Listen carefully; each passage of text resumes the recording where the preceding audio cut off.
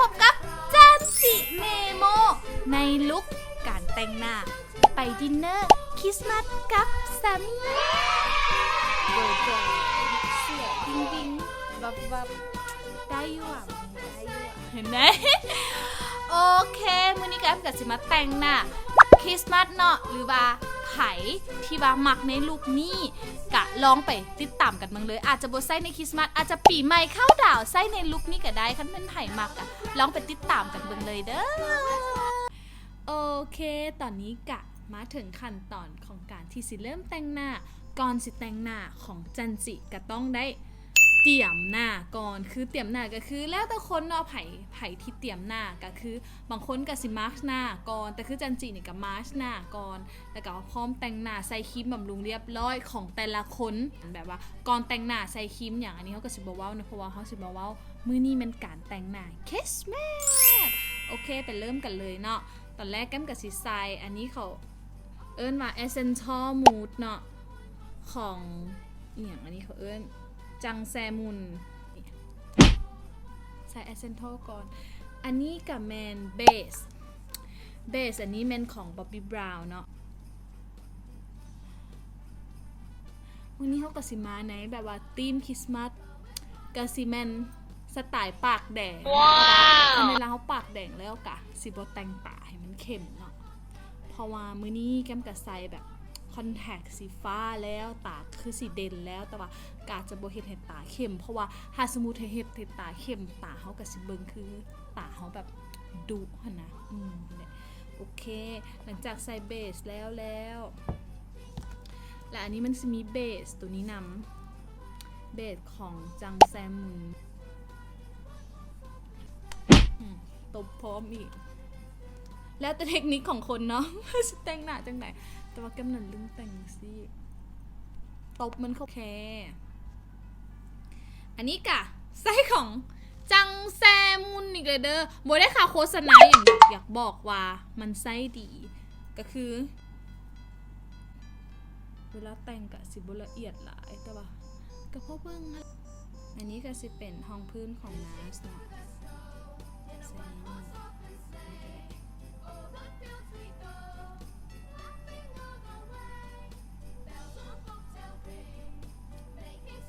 เนี่ยก็ใส่ประมาณนี้เพราะว่าโบอยากใส่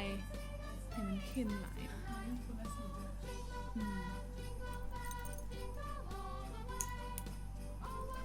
็กน้อยก็จะบอกว่าให้ทาคอน้ำเด้อมันเริ่มคนละสีเลยแก้มขนาดบอกกับโบมองเลยนี่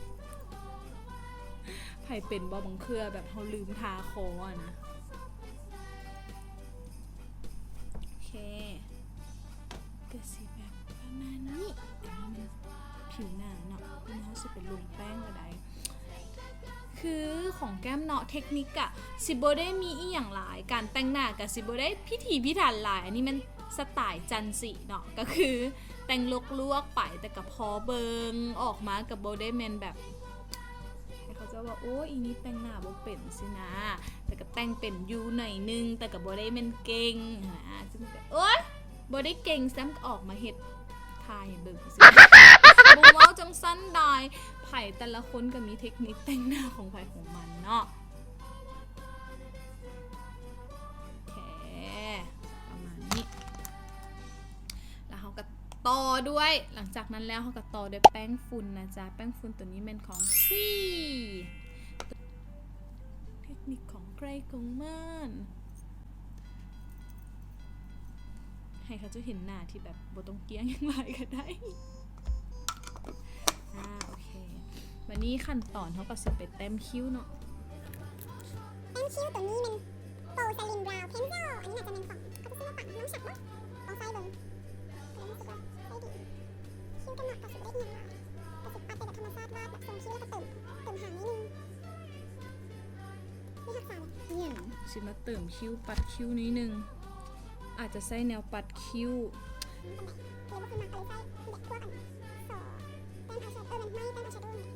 เนาะโอเคก็มาสำเร็จกับพอแล้วแหละพอมันเติมใส่อีกมันก็จะเข้มพอก็ประมาณนี้สำหรับคิ้วมาต่อมากะมาลงอายแชโดว์เนาะอายแชโดว์เนาะอันนี้ของ อาจจะเห็นทั่วไปมันไผ่กะอาจจะใส่กันตัวนี้เนาะสีอันนี้เนาะ อันนี้มันสีส้มสีเพลย์ค่ะเพลย์ไปเลยเล่นไปเลยเขานะเล่นบอลตา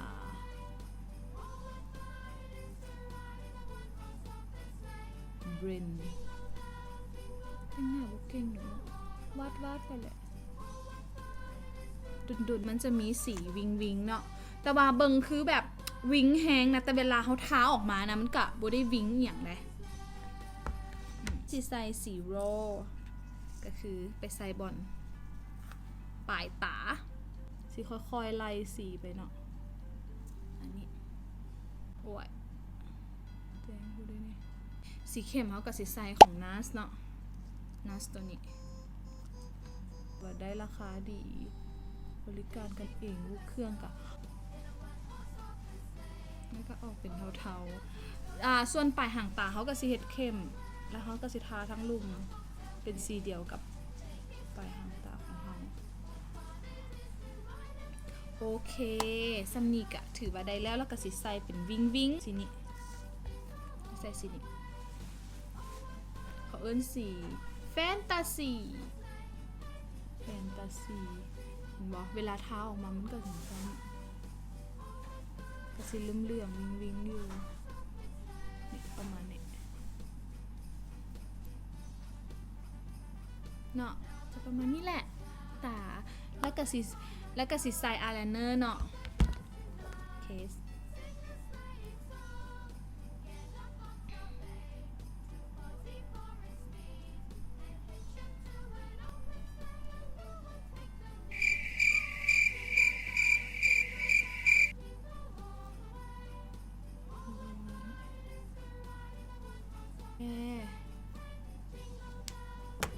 แล้วเขาก็ไปปัดบอลทั้งลุ่มอีกน้อยนึงซะมันเป็นสีเข้มน้อยนึงเราจะเอาสีนี้เนาะสีรอปัด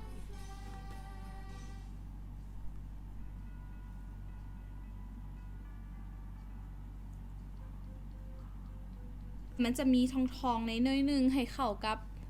ตุ้มหูเนาะเฮ็ดใส่ต้นตาหน่อยนึงโอเคคันมันไผ่มักติดขนตากับติดแต่ว่าคันมุมักกับโบติดก็ได้เพราะว่าเขาไปกินข้าวซื้อกับโบได้เห็นแบบตาหนาๆนะก็มีแต่สิ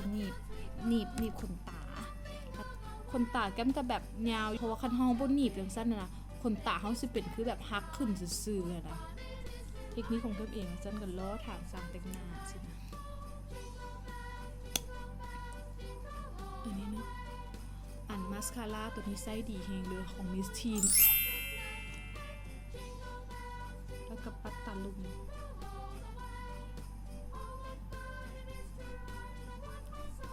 ปัดตาลุมห้อยขนตาหนังตาของทำไมถึงขั้นตอนปัดแก้มเนาะเขาก็แซวสีส้มส้มจ้าอันนี้ไส้ส้มเนาะตัวนี้ของ Max จักมันสีอย่างบุสีส้มเลย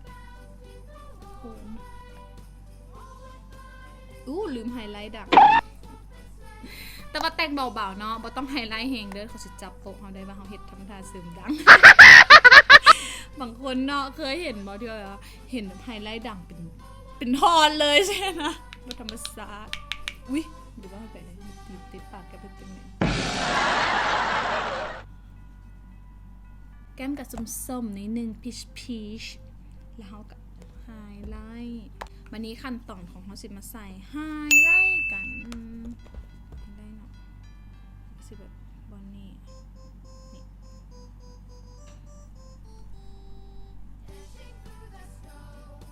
ลืมเห็ดแบบหนาน้อยไอ้รู้สึกเห็ดเงาดังเนาะสีไลท์นิดนึงสีขาวเนาะก็จะเป็นเลื่อมลายเห็ดตุกตัวมูกเสริมปลายจมูกให้เขาหน่อยประมาณนี้โอเคได้เลยแหละซึ่งนี่ก็ได้เลยแต่งดนหลายเดี๋ยวผัวไปปาก สิไปกับคนอื่นซ้ำมันบอกเขาก็สิมันไส้ลิปสีเนาะออกเป็นส้มๆแน่ของ Max นั่นเองออกเป็นสีส้มแดงแน่ส้มๆแดงแล้วก็ที่ทาข้างในกันอะ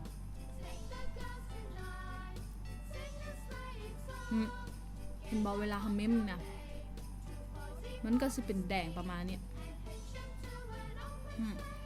อันนี้เป็น3C ก็สีใสตัวนี้ก็เป็นสีด้านเพราะว่าป้ามึงเนี่ยไซนะพอมาไซได้นี่คือมาไซคันว่ายังโบแดงซาใจพอเนาะก็ให้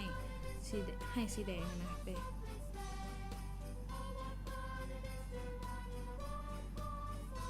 ประมาณนี้เนาะแล้วกับเม้มปาก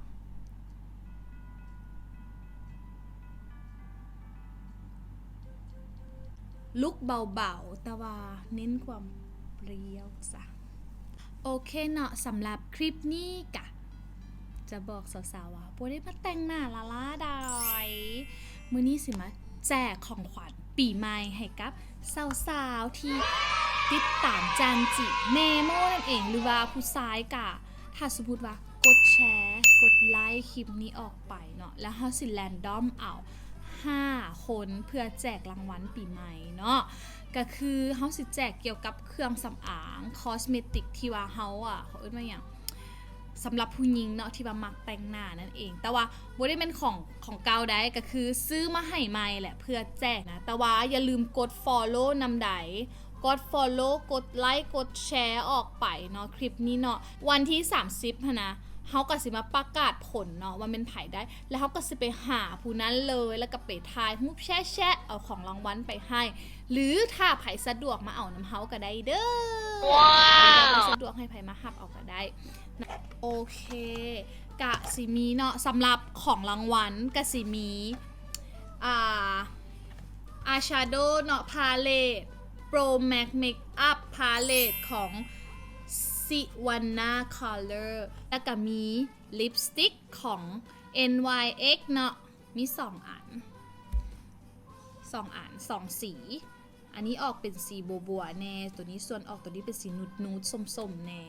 ที่เลือกมานะกระเมนจันจิเนี่ยมาทุกสีแล้วก็เป็นอายไลเนอร์เนาะอิงนี่ตัวนี้เนาะ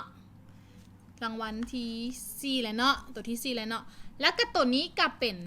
แนวปัดแก้มแล้วก็มีไฮไลท์นำอันนี้ก็ของซิวาน่าไซดีคือกันเป็นของไมค์แกะกล่องเลยเนาะอย่าลืมกดไลค์กดแชร์คลิปนี้ออกไปให้มากกะคอมเมนต์ได้แล้วอยากให้เฮ็ดคลิปอย่างในต่อไปกะคอมเมนต์ได้เด้อเพื่อสิคิดคอนเทนต์เพื่อไว้ว่าสิเฮ็ดอีหยังในคลิปต่อไปเนาะแล้วก็สิมีคลิปออกมาให้ทุกทานเบิงเรื่อยๆสิพยายามคันมีเวลาก็สิพยายามเฮ็ดมาให้เบิงเรื่อยๆเลยคันมีผู้มากว่าสิซาแต่ก็ขอกำลังใจกดไลค์กดหัวใจให้เนเด้อเจอกันใหม่ในคลิปหน้านะขอปิดคลิปนี้เพียงเท่านี้ Merry Christmas and Happy New Year ทุกคนนะจ๊ะอย่าลืมกดไลค์กดแชร์กด Subscribe YouTube หน่อยเด้อจันจิเมโมเดี๋ยวสิขึ้นไว้ให้เลยเด้อจันจิเมโมไปเบิ่ง YouTube กันได้อาจจะสิได้เบิ่งง่ายๆขึ้นนะจ๊ะบาย